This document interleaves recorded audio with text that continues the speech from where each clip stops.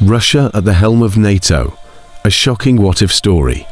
Imagine a world where, after World War II, it was not the United States and its Western allies that led the creation of NATO. In 1949, instead of entering the Cold War, the USSR took the lead in establishing the North Atlantic Alliance. Former enemies, Soviet Union, Great Britain, the US, and other European nations came together under Russia's leadership to prevent a new global conflict, the start of an alternate history. In this scenario, Russia, exhausted from immense losses and destruction, decided to prioritize global security and cooperation in its foreign policy. Stalin, understanding the need for European stability, avoided isolation and confrontation with the West. He proposed forming an organization to guarantee peaceful coexistence between countries recently devastated by war.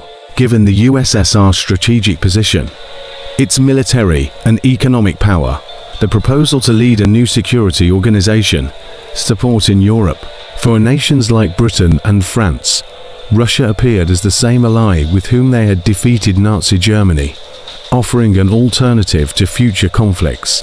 Had Russia been the main initiator of NATO, it would have significantly altered the global power balance. Instead of a division between East and West, the world might have developed more cohesively. And NATO's core mission of protecting its members from external threats would remain. But the threats wouldn't be viewed strictly through the lens of capitalist West versus communist East. Spheres of influence would no longer be the primary source of tension.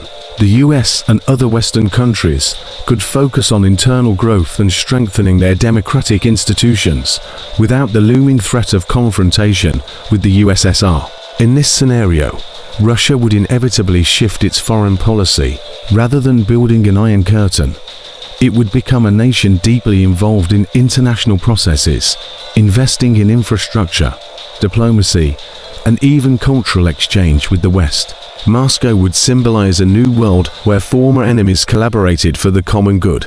Europe, so often a battleground for power, would finally have a chance to develop steadily without the fear of new wars. East and West Germany might have reunited much earlier, as there wouldn't be a need to divide nations along ideological lines. Eastern European countries like Poland, Hungary, and Czechoslovakia, instead of being in the USSR sphere of influence, would have greater opportunities for independent development while maintaining an alliance with Russia within NATO. Similarly, the Baltic and Balkan nations might have avoided many historical conflicts, as they would be part of a united European and international community where Russia played a role not as a dominant force, but as a leading partner in security matters.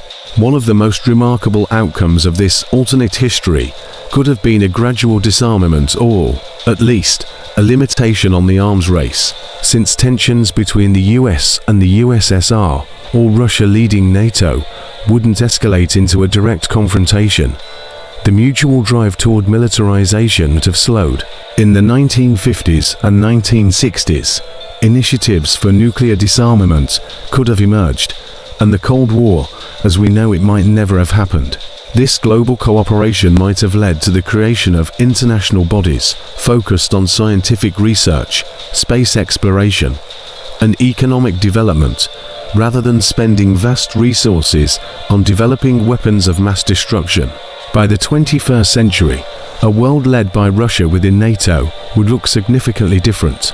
Mutual respect, international agreements, and extensive diplomacy would make Russia a key player on the world stage, not through force or threat, but through wise policies and constructive global initiatives. Technology, the economy, and culture would have developed more rapidly as nations focused on collaboration rather than competing for resources or territorial control. Economic growth and stability would have allowed international challenges, such as climate change, poverty, and inequality, to be addressed more effectively. However, even in such a utopian scenario, not all problems would have been solved. Internal contradictions among NATO member countries, each with their own national interests, could have arisen. Russia might have faced challenges managing such a large alliance. Its centuries-old rivalries with other European nations might have surfaced in new forms, but these would have been diplomatic, not military, challenges. History could have taken a completely different path had Russia led NATO in 1949. This decision might have resulted in a more stable and peaceful world where international conflicts were resolved not through arms races and a Cold War, but through dialogue and cooperation. Perhaps such a world would serve as an example of how former enemies can work together for a shared future, building a new understanding of security and peace.